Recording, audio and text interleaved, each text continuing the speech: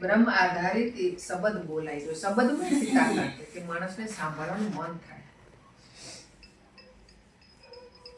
તો સામેથી ભાઈ કહેશે કે બોલો ને બેન, ભજન બોલો ને સારું લાગે, તો અહીંયા આપણને ગૌરવ થાય કે આપણા ગુરુની વાણીનું ગૌરવ થાય આપણને, કે નહીં કે આપણને એવું વેદ આધારિત શબ્દ મળ્યો ને શબ્દ મળ્યો એટલે જીવન મળ્યું, આપણને નવું જીવન મળ્યું. અને નવું જીવન ત્યારે જ મળે કે જ્યારે વેદ આધારિત કોઈ ગુરુ આપણને બ્રહ્મજ્ઞાની ગુરુ, જે બ્રહ્મની ઓળખાણ કરાવે એવો ગુરુ મળે તો જ આપણે આપણું નવું જીવન મળે, નહીં તો કોઈ દી ના મળે. નવું જીવન એટલે કે જીવન જીવવાની કળા મળી આપણને. જીવન કેમ જીવવું, આપણે પહેલા કેવું જીવન જીવતા હતા, મારા તારામાં, રાગ દ્વેષમાં, આની પડતી કરી, આની કાપતી કરી. પણ એક વખત તમે કરવા જાવ ને પેલા તમને એ શબ્દ તો રોકે જ કે ભૈયા તારે કરવાનો અધિકાર નથી. પછી કરી ના કરી આપણા હાથની વાત, આપણા મનની મનમાની કરીને આપણે કરીએ. પણ એક વખત આ શબ્દ આપણને આપણા ગુરુ આપેલું જ્ઞાન તો એક વખત રોકે કે આ કરવાનો અધિકાર આપણને નથી. આટલી તો બ્રહ્મના ગુરુના આપણા બ્રહ્મ વચનમાં, આપણા બ્રહ્મના શબ્દમાં, ભગવાનનો શબ્દ એ, કૃષ્ણનો શબ્દ એ, જે કંઈ કો છે સત્યનો શબ્દ એ, પણ એનામાં એટલી તાકાત પડી પવિત્રતામાં. તો જો આપણે એમાં શબ્દમાં એટલી તાકાત છે તો આપણે શબ્દ રૂપ જઈએ તો એના જીવન, એના રૂપ આપણે જીવન જો જીવવાનું કળા ઢાળી દઈએ તો કેટલી તાકાત હોય, કેટલી આપણે જીવનનો એક જોશ વધે. આપણે જીવનની જીવવાની કળા આવે ને એટલે આપણી ખુમારી વધે, આપણી અંદરની તાકાત વધે, આપણી આત્મનિષ્ઠા વધે, નિર્ભય બની તો કેટલો મોટો આપણને નફો હોય. પણ આપણે બધા સત્ય એટલે કડવું, કઠિન નથી ને કડવું નથી, પણ આપણી જીવાની રીત ખોટી થઈ ગઈ એટલે આપણને સત્ય કડવું લાગે. બાકી જો સત્યનો આધાર લઈને જો આપણે જીવન જીવીએ ને તો સત્ય જેવું કોઈ બીજું છે જ નહીં. નિર્ભય કોણ બનાવે? જૂઠ આપણને નિર્ભય બનાવે. એક જૂઠ બોલીએ એટલે આપણે એના પાછળ 1000 વાર એક ભૂલને લગાડવા આપણને જૂઠ બોલવું પડે. પણ સત્ય એક વખત આપણે શબ્દ બોલી જઈએ ને તો એને વિચાર કરવો પડે ઊભા રહીને. ભલે તે ઘડી એને ના સમજાતું પણ બીજી ઘડી તો વિચાર જ કરે કે ના કઈ ગયા નહીં, બરાબર કઈ ગયા. તો આપણને બધાને ભગવાને, ગુરુ મહારાજે આવું એક જીવન બનાવીને દીધું કે તમે આવી રીતે સત્યનો આધાર લઈને જીવન જીવો. સત્ય એટલે કે આપણી આત્માનો આધાર આપણને લેવો, જે આપણને બ્રહ્મનું જ્ઞાન કરાવ્યું ગુરુ.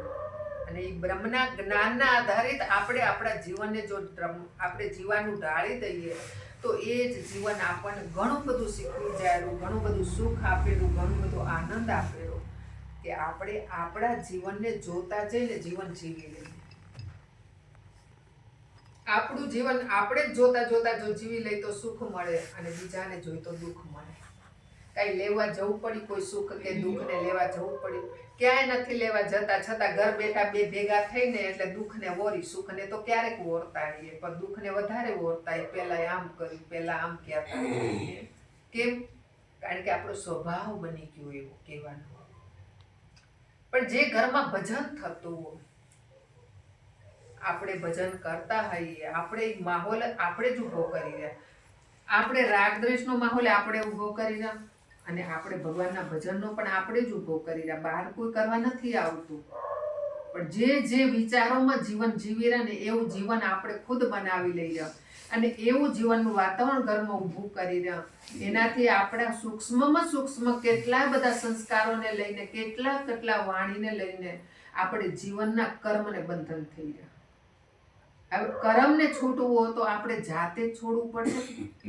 તો એના માટે શું કરવું જોઈએ?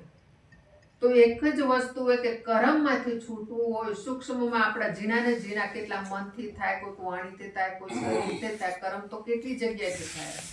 તો એ કર્મમાંથી બધામાંથી છોડાવનાર કોઈ હોય તો એક આ સત્સંગ અને ભજન. એના સિવાય આપણને કોઈ કર્મમાંથી નહીં છોડાવે. ને જીવનમાં કર્મ સુધરે તો જીવન સુધરે આપણું.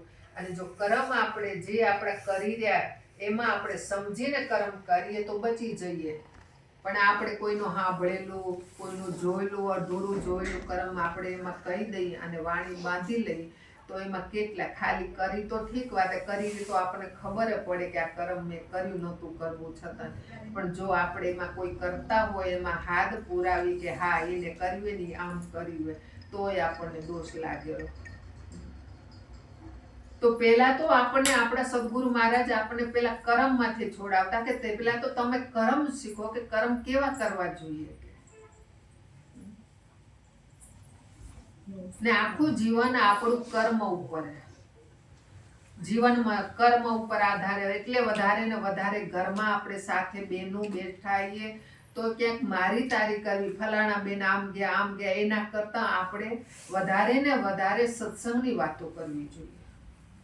એવો માહોલ બનાવો, ગમે ત્યાં બેઠા હો ને તો ભજનની વાતો કરો, સત્સંગની વાતો કરો, સંતોની વાતો કરો કે આ આપણને બધી બાજુથી જ્ઞાન મળેલું, બધી બાજુથી મળેલું, તો એનામાંથી આપણે થોડી થોડી પ્રેરણા લઈ અને ક્યાંક વાત કરતા હોય તો કઈ ભાઈ એને રહેવા દે, હમણાં આપણે સત્સંગમાં શું શીખીએ, આપણું જીવન કેમ જીવવું જોઈએ.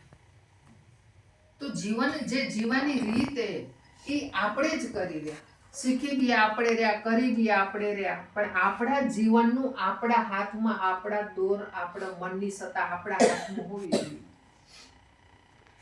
જો આપણા હાથમાં આપણી જીવનની સત્તા ના હોય તો નરક જીવન બની જાય, અને આપણા હાથમાં આપણા કર્મની સત્તા રાખીએ તો આપણે સ્વર્ગમાં પણ બેસી શકીએ, કારણ કે સ્વર્ગ કે નરક કોઈ છે નહીં, આપણા વિચારો આધારિત સ્વર્ગ અને નરક આપણે તૈયાર કરીએ. તો ગમે ત્યાં બેઠા હો, બેનું હોય કે ભાઈ હોય, આપણી આત્માનો ખુદનો જો ઉદ્ધાર, પોતાને જ પોતાનો ઉદ્ધાર કરવો પડશે. એટલે તો અહીંયા કૃષ્ણે અર્જુનને કીધું કે હે અર્જુન, કે તારી આત્માનો તું જ હત્યારો ને તું જ ઉદ્ધાર કરનાર છો, કે તારે શું કરવું તારા હાથમાં હોય. કે તો કયા કૃષ્ણની વાત કરી, કયો અર્જુન હતો. એમ જ આપણને ગુરુ શિષ્યના સંવાદમાં આપણને આપણા સદગુરુ કીધું કે હે જીવાત્મા, તું આ તારી આત્માનો હત્યારો તું જ છો, તું જ તારી ઉદ્ધાર કરીશ ને તું જ તારા આત્માનો હત્યારો પણ તું જ હો. હવે આપણને આપણા સદગુરુએ આટલું જ્ઞાન સમજાવ્યું, આટલા આપણને શબ્દના વિવેકથી જીવન જીવતા શીખવાડ્યું.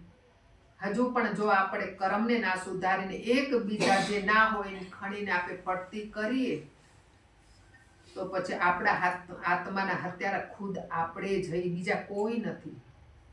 પછી ગમે એટલા આપણે ભજન ના કરીએ, સત્સંગ ના કરીએ, ઓઢણા ઓઢીને આપણે ફરીએ કે અમે બહુ સત્સંગ કરીએ, બહુ ભજન કરીએ, કોઈ કહેવાની જરૂર નથી. તો આપણી વાણી અને વર્તન ઉપર બધા સમજી જાય છે, ઓળખી જાય છે આપણને. હું કઈ સારું બોલું, બે શબ્દ કઈક બોલતે આવડી જાય તો હું અખર ના કહેવો. મારા જીવનની દોર મારા હાથમાં હોવી જોઈએ, મારા જીવનનું આચરણ મારા હાથમાં હોવું જોઈએ. દુનિયા ઓળખે કે ના ઓળખે, દુનિયા ક્યારે ઓળખે માણસને? જ્યારે શરીર છોડી અને દુનિયામાંથી રજા લે ને તઈ માણસ માણસને ઓળખે, ત્યાં સુધી કોઈ કોઈને ઓળખતું જ નથી. આખી જિંદગી આપણી સંગાથે બેઠા હોય, ઉઠ્યા હોય, હારે વાતો કરી હોય, ત્યારે ક્યાંક ને ક્યાંક કોઠ પાછળ આપણે એની બે વાતો ખરાબ કરીને બે વાતો ક્યારેક હારીએ પણ કરીએ. પણ જ્યારે જ્યારે શરીર છોડીને દુનિયામાંથી વિદાય લે ને ત્યારે પૂરેપૂરો આપણે સમજી કે ના ભાઈ ફલાણા ભાઈ ગયા પણ એનામાં આ ગુણ સારો હતો, પણ જો એ ગુણ તેથી વાતો કરી એના કરતા એમાંથી લઈને જીવન જીવી લીધું હોત તો કેટલું સારું હતું.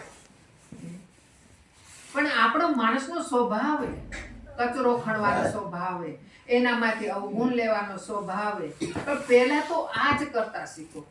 ભક્તિની ને ભજનની વાત તો એક બાજુ રહેવા દો. આપણે વધારે ને વધારે ક્યાં જઈ, ભજન કોણ કેટલું કરે છે, ધ્યાન કોણ કેટલું કરે છે, કેનું ધ્યાન કરશો બોલો? આપણને પહેલા તો એ ખબર નથી. આપણે આપણા સદગુરુ બતાવી ગયા કે પ્રાણનો દોરો ને મંત્રના મણકા. કે હવે આની દોરે તમે આટલા વર્ષો કેટલા ભજનમાં ઉતર્યા બોલો તો? કારણ કે ત્યાં કોણ બાધારૂપ બને રહ્યો? આપણા કર્મ. ભજનમાં બેસવા કોણ નથી દેતું? આપણું મન નથી દેતું ને. તો આપણા મનમાં જ જે કુસંસ્કાર પડ્યા એ આપણને ભજન કરવા નથી દેતા. તો પેલા તો અહીંયા રીત શીખી લઈ કે કોઈ કોની ના કરશો નિંદા, જય મોરગતમાં કહો હે જંદા. કે આ કોઈની નિંદા ન કરો. પેલું તો નિંદાથી બચો. મોટું બધું નિંદાથી પાપ એટલું બધું આપણાથી થઈ જાય કે આપણને ખબર નથી. એક બેનનો આપણે ના હોય, બેનનો જ કચરો આપણે પેલો સાફ કરી હોય એને તો કઈ જ નહીં. ને કાં તો પોતાની ભૂલ આપણે છુપાવી દઈએ. આપણે આપણી પ્રગટ કરી દો તો બધામાં મોટો નફો હોય. આપણી ભૂલને પ્રગટ કરવી અમૃત સમાને અને ભૂલને ઢાંકવી જે સમાને. પણ આપણે શું કરીએ, જે ના હોય એનું પેલું ખણી કે આ ફલાણી બેન હતી, આમ કરતી હતી, આમ કરતી હતી. એ તો આપણા બધાનો અનુભવ હોય. એના કરતા પોતાની ભૂલને પ્રગટ કરો કે આ ભૂલ અમારામાં આ ભજન કરવા નથી દેતું. તો આપણને જીવનમાં કોણ પાછું પાડેલું? આપણા હાથમાંના હત્યારા કોણ બનાવેલું? આપણે ખુદ બની રહ્યા. હવે જો આપણે ખુદ આપણે ના બનવું હોય, અહીંયા પરમાત્માના દેશમાં નથી કોઈ પુરુષને, નથી કોઈ સ્ત્રી, બધાને કર્મ તો એક સરખા જ લાગુ પડે. તો મને મારી આત્માનો ઉદ્ધાર કરવો હોય તો મારે આવા પ્રપંચમાં પડવું નથી. બે વાત જ થતી હોય, ઘરમાં સાસુ વહુ હોય, માં દીકરી હોય, પણ તરત જ ફેરવી નાખવાનું કે આ વાત આપણા કામની નથી. તરત જ ફેરવીને પાછા ભજનમાં લાગી જાવ, કાં મૌન થઈ જાવ કે નથી આ વાત કરવી. કેમ? ત્યાંથી બચી જશો. પણ જો આપણે આગળ ને આગળ જો વાત હાકલતા જઈ તો કેટલા આપણા કર્મ લઈને જઈ રહ્યા. આપણે વિચાર કરો, માણસ આવ્યો અને જાયરો, એની વચ્ચેની યાત્રા શું હોય? ભગવાને આપણને જે 50, 60, 70 વર્ષ દીધા એમાં આપણે કર્મ કરી રહ્યા ને વળી પાછું શરીર નવું ધારણ કરીને આવી તે ભાગ્ય લઈને આવી રહ્યા, વળી ભોગવી રહ્યા પાછો. તો એનામાં સુખ દુઃખ તડકો છાંયો બધું જીવનમાં આવેલું. તઈ આપણા કર્મને આપણે લઈ અને આપણે ભોગવવું પડેલું. તે જીવડો પુકારીને રૂવેરો કે ભગવાન આવું દુઃખ કેમ અમારી કને આવ્યું? કયા જન્મનું આપણે ભોગવશું એ કેને ખબર છે? તો પહેલા તો કર્મથી બચવું પડશે. કર્મ ક્યારે બદલે? કે જ્યારે આપણે પૂરી નિષ્ઠાથી સત્સંગ સાંભળીએ, લક્ષ રાખીને સત્સંગ સાંભળીએ અને એક એક શબ્દના આપણે પારંગત બનીએ, શબ્દને ઓળખતા શીખીએ અને જીવનને જીવતા શીખીએ ને ત્યારે કર્મ બદલશે. ત્યાં સુધી કર્મ નહીં બદલે આપણા. કેમ? કારણ કે જીવ ભાવની દશા એટલી બધી જોર આપણી અંદર કરી જાય. કારણ કે આત્માનો ખોરાક મળતો નથી ને જીવ ભાવ તો ઉઠો ને સુવો ત્યાં સુધી મારું ને તારું, પેલા આમ કર્યું, પેલા આમ કર્યું, એમાં જીવન આપણે ખર્ચી નાખી રહ્યા.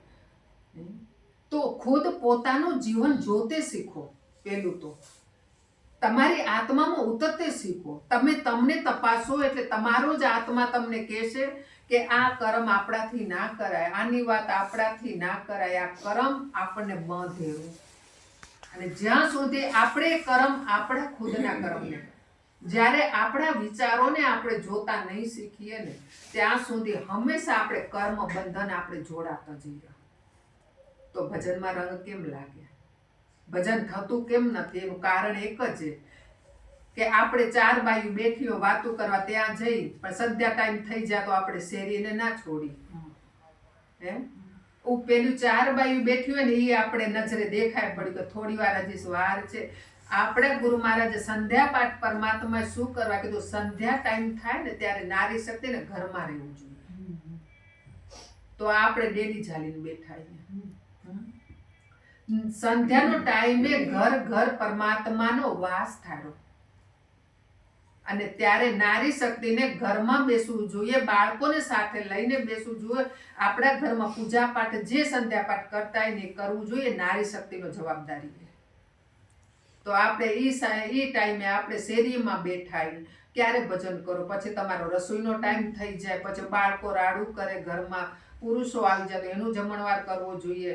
તો આપણે ભજન ખુદ માટે શું સમય કાઢ્યો આપણે? આજ તો તમે વિચાર કરો, નારી શક્તિને જેટલો ફાળવી શકે ને એટલો સમય મળેલો પણ આપણે કરતા નથી, આળસુ થઈ ગઈ. પછી કહીએ કે અમને આ જીવનમાં કઈ સમજાતું નથી, અમને કઈ ખબર પડતી નથી. કેમ ખબર પડે? સદગુરુના વચનના થાવરે અધિકારી પાનભાઈ. આપણે આ વિચાર કરો, તમે એકલા બેઠા હો ને ત્યારે કોઈનો હથવારો નહીં જોવા જવાનો. કોઈ હોય તો જવું ત્યાં કને બેસું, 2 ઘડી વાત કરું, કંઈક નવા જૂની સાંભળું. આવી ત્યારે રાહ નહીં જોવાની. એકલા હો ત્યારે તમે તમને તપાસો, એકાંતમાં બેસો ને તમે તમને તપાસો કે હું મારા ગુરુના વચનમાં કેટલી ચાલુ છું. હું બરાબર મારા ગુરુને હું વચન કોલ દઈને આવી બરાબર આચરણમાં મૂકું છું. હું એવી રીતે જીવન જીવું છું કે ના હોય ત્યારે વાત ગપ્પા ગોપીને આની નાની કરું છું. આ તમે તમારા આત્મા પાસે જવાબ માંગો તો જીવન આપણું બદલાશે, નહીં તો કોઈ દિવસ નહીં બદલાય. અને ભગવાને તો આપણને ત્યાં સુધી કીધા કે સત્ય પરમાત્મા છે, ગુરુઓ છે, જેમ હમણાં આપણે કહી ગયા, ચાલો સખી જાઈઓ સંતોના સંગમાં. હવે આપણને ગુરુ મહારાજે પહેલો જ ઉપદેશ દે અને આપણે કીધું કે પવિત્રતા, પ્રમાણિકતા, ફરજ અને પ્રભુ પ્રેમ આ 4 સાધન જીવનમાં વણી લો તો ભગવાન ગોતવા ના જવો પડે. પહેલું જ આપણા જીવનમાં કે પવિત્રતા, તો પવિત્ર કહીએ આપણે 10 ઇન્દ્રિયોના હક સિવાય આપણે જવા ના દઈએ. પ્રમાણિકતા છે, પરમાત્મા સદગતે બધે જોઈ જ રહ્યો હોય, બધે ત્યાં સર્વત્ર છે ને બધે જોઈ જ રહ્યો હોય, કોઈ નથી દેખતું ને ત્યાં ભગવાન દેખી રહ્યો છે. તો એકલા હો તો તમે વિચાર કરો કે હા મારા ગુરુએ વચન આપ્યું કે કોઈ નથી જોતા ત્યાં પણ ભગવાન જોઈ રહ્યો હોય, તો હું આ કર્મ કરીશ. અને હું મારા ગુરુને વચન આપ્યું છે એ નથી નિભાવતો તો પણ એ જોઈ રહ્યો હોય, તો મને મારી આત્માનો હત્યારો નથી થવું, મને મારી આત્માનો ઉદ્ધાર કરવો હોય તો પહેલા મને મારા કર્મ સુધારવા પડશે. અને મને મારા ગુરુના વચનના અધિકારી બનવું હોય તો ગુરુએ મને વચન આપ્યા એ બરાબર પાળવા, અમલમાં મૂકવા, મારા જીવન બનાવવું મને. તો આ નક્કી કોને કરવું પડશે? ગુરુ કરી દે કે આપણે કરવું પડે? આપણે જાતે કરવું પડે. ભજન આપણું, ગુરુ તો એની કરણી કરીને નીકળી ગયા, આપણને કહી ગયા કે અમે આ રાય હાલે, આ અમારા પરમાત્માનો સંદેશો, અમે દૂત છીએ, અમે સંદેશો લઈને ભગવાનનો આવ્યા છીએ. તો તમે જે અમે રસ્તે જઈ રહ્યા એ રસ્તે આવો તો અમે સંદેશો દઈ રહ્યા, એને અમલમાં મૂકો, એને જીવનમાં ઉતારો તો સાચું સુખ મળશે. પછી આપણે ક્યાંક રૂપિયામાં, ક્યાંક સંપત્તિમાં, ક્યાંક પતિ પાસે, ક્યાંક બાળકો પાસે, ક્યાંક પરિવાર પાસે સુખની ઈચ્છા કરો. સુખ કોઈની પાસે ઈચ્છા કરવાની જરૂર નથી, કોઈની પાસે કરવાથી કઈ મળશે પણ નહીં. સુખ સાચું જોઈએ તો હરિભજનમાં મળશે, જીવન બદલાવવામાં મળશે, ગુરુના વચનના અધિકારી બનશું તો મળશે. અને સુખ અને શાંતિ આપણી પાસે જ પડી, ક્યાંય લેવા જવાનું નથી, ખાલી ને ખાલી માત્ર ને માત્ર ગુરુના વચન ઉપર હાલવાથી મળશે. અને ગુરુ મહારાજે તો આપણી ઉપર કેટલી કૃપા કરી. તો હંમેશા આપણા જીવનમાં સરળ બનવું હોય તો પહેલા તો કર્મ ઉપર ભાર મૂકો. તમે નવરા હોય તો ભજનમાં લાગી જાઓ, કાંઈ ના હો તો વાણી પ્રકાશમાંથી પ્રેમ ભાવથી બધું જગતને ભૂલી જાઓ, સગા સંબંધીને ભૂલી જાઓ, હું ને મારો ગુરુ બેઠા છે એવી હાજરી રાખી અને લલકારો ભજનને, તમારો ગુરુ હાજર બેસે. પણ એટલો ગુરુને ભાવ પ્રેમ આપણને કરવો તો પડશે ને, કે ગુરુ એક ભગવાનનું સ્વરૂપ બીજું. કારણ કે ગુરુ ભગવાન ક્યાંય ગયા જ નથી, આપણા ભેળા જ છે. માત્ર ને માત્ર એવો ભાવ કરી લો તો ગુરુની હાજરી સક્ષમ હામાં રાખીને તમે બેસો, એવો ભાવ કરીને બેસો અને પછી તમે શાંતિથી બેસો અને ભજનમાં લીન બનો. આપણે વિચાર આવે ને એનું કારણ કે આપણે જેટલું તલ્લીનતાથી ગુરુને પ્રેમ કરવો જોઈએ. આપણે પતિને પ્રેમ કરીએ, આપણે કહીને હું તો બહુ મારા પતિને પ્રેમ કરું. તમે કોઈએ ક્યારે સપનામાં જોયું ખરું? ક્યારે એકાંતમાં બેઠા હો ત્યારે પણ તમે જોયું ખરું કે ખરેખર આપણે પતિને એટલો બધો પ્રેમ કર્યો? અને પતિને આપણે પ્રેમ કરીને એથી અધિક તમને તમારા ગુરુ અને ભગવાનને પ્રેમ કરવો પડશે, જો એ પતિને પામવો હશે તો.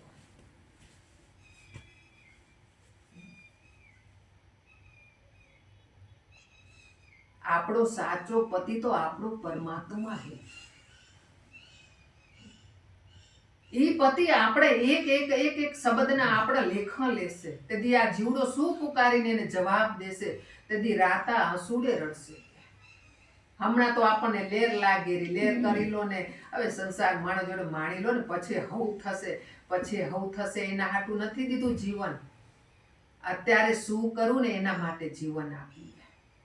તો અહીંયા પણ અર્જુનને એક વખત એવો સંશય થયો અને એને કૃષ્ણને પ્રશ્ન કર્યો, કૃષ્ણ કે આખી જિંદગી જો હું જે કંઈ કરું એ અંત ઘડીએ તમારું સ્મરણ, કૃષ્ણ તારું સ્મરણ કરું, ભગવાનનું સ્મરણ કરું તો કેમ થાય? એટલે કૃષ્ણ એમ કીધું કે જે તું આખી જિંદગી જે કર્મ કરીશ, જે યાદ કરીશ એ અંત ઘડીએ તને યાદ આવશે. તો મરણને સુધારવા માટે આ જીવન મળ્યું. સત્સંગ ભજન મરણ સુધારવા માટે. જો આપણે જીવનને અત્યારે બદલી હકી, જીવન જીવવાની કળા ની શીખી હકી, કર્મ ની સુધારી હકી, તો અંત ઘડીએ શરીર છૂટશે ને ત્યારે એક બધા મોડલ યાદ આવશે. તમે જઈને બધા પાસે જશો, મને કોક બચાવો, તમારી પાસે શરીર નહીં હોય, શરીર ખાલી પડ્યું હશે, પરિવાર તમારો માથે ઊભો હશે, કોઈ તમને જોઈ નહીં શકે, જીવડો અહીંથી અહીંયાથી જશે, બધે ફરશે, છતાં તમે કોઈ અનુભવ નહીં કરી શકો.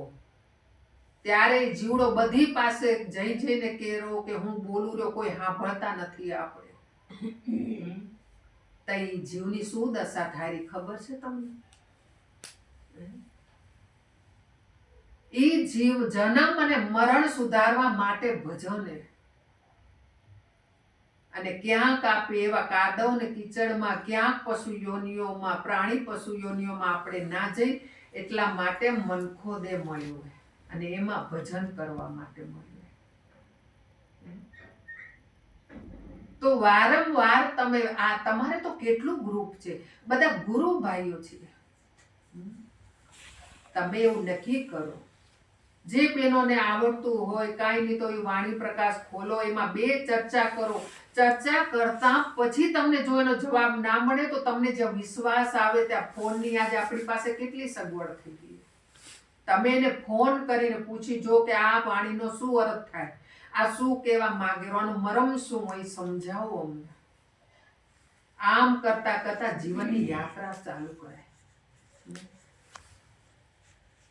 જો આપણે આપણો ઉદ્ધાર કરવો હોય તો, ના હોતો તો પછી જેમ જીવી એમ જીવી લઈ બધા, અને કર્મ બાંધી આપણા, અને કર્મ સારા અને ખરાબ બે આપણા કરી, જ્ઞાની અજ્ઞાનથી લઈને આપણે કેવા ને કેવા કર્મ કરી રહ્યા. પણ આપણા ઘરમાં એટલું બેનોને જરૂર હોવું જોઈએ કે કોઈ કોઈની ન કરશો નિંદા, જય ગુરગતમાં કહો હે છંદા કે, સાંજ પડે થાવ સાહેબ કા બંદા કે. સાહેબ પરમાત્માને કીધા અને એના બંદા થઈને એની પાસે પ્રાર્થના કરો, સંધ્યા પાઠ કરો, સ્મરણ કરો કે જેથી કરી આપણા બાપના આપે વાલા બાળકો. પણ એ ભજન ક્યારે થાય કે જ્યારે આપણા ગુરુ મહારાજે તો પેલા આપણને ત્યાં જ કહ્યું કે 4 બહેનો ઊભી હોય ને તો જોવા ઊભા ના રહેજો, અને બેઠી હો તો સાંભળવા ઊભા ના રહેતા, નહીં તો એનો કલર રંગ તમને ચડશે. કે પેલું આ તો ગુરુ મહારાજે ત્યાં આપ્યું. પણ વિચારો હવે આપે જ આપણે તપાસીએ, આપણે ક્યાં બેસીએ છીએ ને ક્યાં સાંભળીએ છીએ. તો જીવનને બદલાવવું હોય તો પેલા તો કર્મ બદલો. કર્મ આપણા બદલશે તો બધું જીવન બદલાઈ જશે. જીવન બદલાશે તો સુગંધ આવશે, સુગંધ આવશે તો જગતમાં સુવાસ ફેલાશે. સંતો કોઈ સુવાસ ફેલાવા નથી કે ફેલાઈ ગઈ. કેમ ફેલાણી? તો કે એને જીવન જીવીને બતાવ્યું હોય, સુગંધી જીવન બનાવ્યું, અને એની સુવાસ આપણા બધા સુધી પહોંચીને ત્યારે આપણે એની સુવાસ લેવા ગયા, અને આપણે એને કીધું કે ગુરુ મહારાજ આ તમારી સુવાસ છે ને એવી સુવાસ અમારી બનાવો. ગુરુ મહારાજ તો હંમેશા કૃપાળુ દયાળુ હોય. હવે જો એની સુવાસ, એના જેવું સુગંધ આપણને લેવો હોય આપણા જીવનમાં, તો માત્ર ને માત્ર આપણે એના જેવું જીવવું પડશે. રેણીને કેણીમાં ઉતારવું પડશે. ખાલી વાણીથી નહીં હાલે બાપ. વાણી તો બધાને બોલતા આવડે, કોને નથી આવડતી? કોની પાસે જ્ઞાન નથી? બધાની પાસે જ્ઞાન છે, બધાને બોલતાય આવડે છે. પણ રેણી અને કેણીમાં અમલમાં જ્યાં સુધી નહીં આવે ને ત્યાં સુધી જીવન નહીં બદલાય. પછી આપણે કેટલાને દોષ દઈ બેઠીએ. દોષ કોઈને ના દેવાનો. દોષ આપણા મનમાં આવે ને ત્યારે વિચાર કરવાનો કે આ દોષ તેનામાં નથી, આ દોષ મારામાં, જેથી કરીને મને દેખાણો, એટલે આ દોષ મારામાં હોય તો જ મને બીજામાં દેખાય, નહીં તો ના દેખાય. પણ આપણે કોઈ દિવસ આપણા સામું જોયું? આપણે બીજાના સામે એક આંગળી આપણે કરીએ છીએ ને આપણા સામે 4 આંગળી બીજી આપણા સામે આવે છે. પણ આ એક એક આપણા જીવનનો જે ઇન્દ્રિયો છે ને, એક એક ઇન્દ્રિયો આપણને પ્રમાણ દઈ જાય, આપણને ઈશારો કરે. પણ આપણે એટલા જ્ઞાન સુધી નથી ગયા. આપણે હંમેશા બીજાને જ જોઈએ. પણ જેથી હું મને જોઈશ ને તેથી મારી આંખ ત્રીજી ખોલશે. ત્યાં સુધી તો આ ચર્મચક્ષુ બહારની દ્રષ્ટિએ જ આપણે બધા જગતને જોઈ રહ્યા. પણ જ્યારે આપણી અંદર ત્રીજી નેત્ર ખોલેરું, એટલે તો આપણા ગુરુ મહારાજે કીધું કે કોણ ખોલે ત્રીજું નેત્ર મારું, સદગુરુ વિના અંધારું. જ્યારે આપણું ત્રીજું નેત્ર ખોલે, જ્ઞાન દ્રષ્ટિ આપણી કને થાય ને, ત્યારે આપણે આપણા દોષ દેખાય ને બીજાના ગુણ દેખાય. આ નજર, આ દ્રષ્ટિ ખોલો તમે, અને આ દ્રષ્ટિ આપણે ખોલશો ને ત્યારે જગત જેવું છે ને યથાવત દેખાશે આપણને. ને કાંઈ બ્રહ્મને અલગ કરવો પડે, ની જગતને અલગ કરવું પડે, ની સમષ્ટિને અલગ કરવું પડે, નહીં કોઈ માનવને અલગ કરવા પડે. ત્યારે સબમાં ઘટે બ્રહ્મા, ઘટે વિષ્ણુ, ઘટે દેવ મહેશ્વર કે બધામાં બ્રહ્મા એ. કારણ કે બ્રહ્મ સિવાય કાંઈ જગતમાં છે જ નહીં. તો કોની સાથે તમે રાગ દ્વેષ કરશો? કોની સાથે આપણે ઊંચ નીચ કરીશું? તો જેટલું બને ને એટલું પોતાને પોતે તપાસો બેઠા છીએ ત્યારે. આપણને આપણે જોશું ને ત્યારે પૂરેપૂરો આનંદ ત્યારે મળશે, સંતોષ ત્યારે થશે કે આપણે આપને જોતા શીખશું ત્યારે. તો આપણું જીવન સુગંધી બનાવી, સાથે મળીએ, ગુરુના વચનના અધિકારી બન્યા, તો પૂરેપૂરું પાલન કરી અને આપણું જીવનનો સંતોષ, આનંદ, પ્રેમ, ભાવ, એ ભજન ને કોઈ દી આયા પછી જતું નથી. એ પ્રેમ પ્રગટ થઈ જાય ભગવાનનો, પછી કઈ એ જતું હશે? આનંદ આવે પછી ક્યાંય જાય ને આવે મનની તરંગો. ભગવાનનામાં આવું કઈ હોય નહીં. મનની તરંગો એ મનથી ભજન કરીએ એટલે સમય આવે ને જાય, ભજન છૂટે અને કરીએ, આ બધું મનના તરંગો. આત્મામાં કઈ આવું ના હોય. તો આપણે આપણા આત્મા સુધીની ગતિ કરવી તો પહેલા તો કર્મ સુધારી, પછી પોતે પોતાને જોતા શીખી જઈએ, અને પછી જો ભજન કરવા બેહો તો રંગ બીજો લાગે.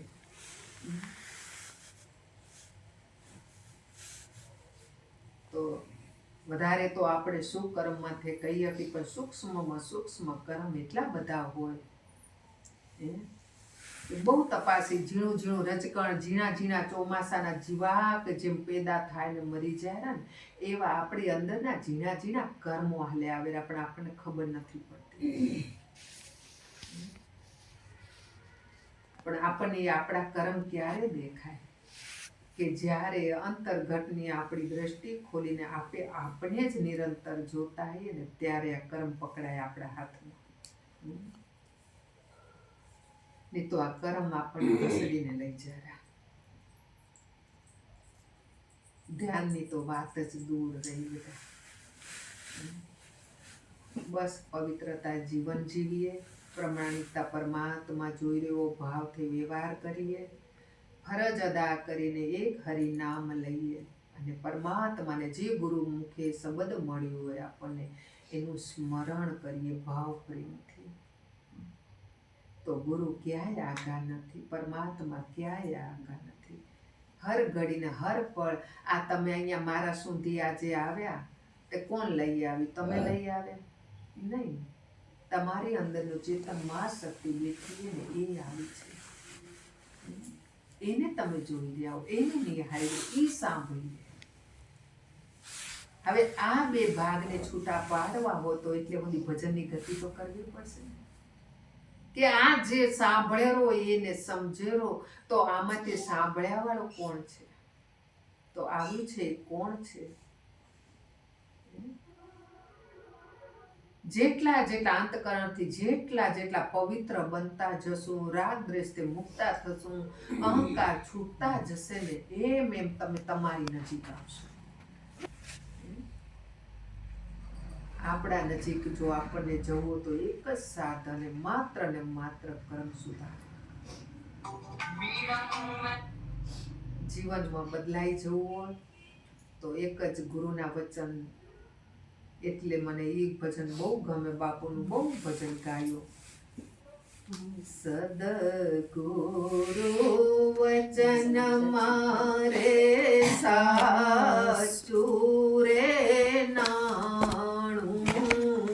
સદગુરુ વચન મારે સાચું રે નાણું.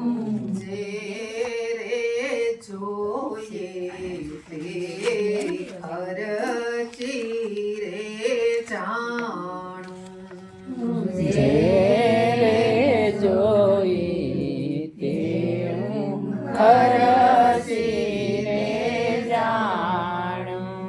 જડ ચેતનને વિવેકને વખાણું. જળ રે ચેતનને વિવેક વખાણું. સતા છે બ્રહ્મા જગત ખોટું જાણું. સત છે બ્રહ્મા જગત ખોટું જાણું. શીલ દયાને સમશેર વખાણું. શીલ દયાને સમશે વખાણું. કામ ક્રોધને હું તો કાપી રે જાણું. કામ ક્રોધને હું તો કાપી રે જાણું. વચને સતય સતે સમજાણું. વસને સત સત સમજાણું.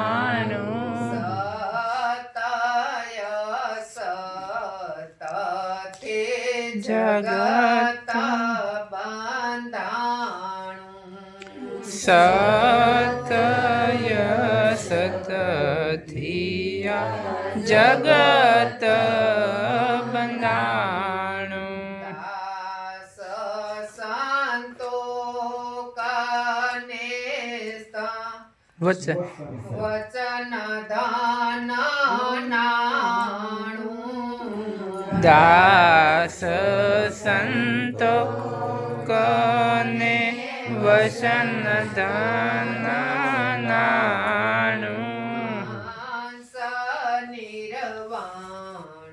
નિર્વાણનું પૂરું પ્રમાણું. હંસ નિર્વાણ પૂરું પરમાણું. સદગુરુ વચન મારે સાચું રે નાણું.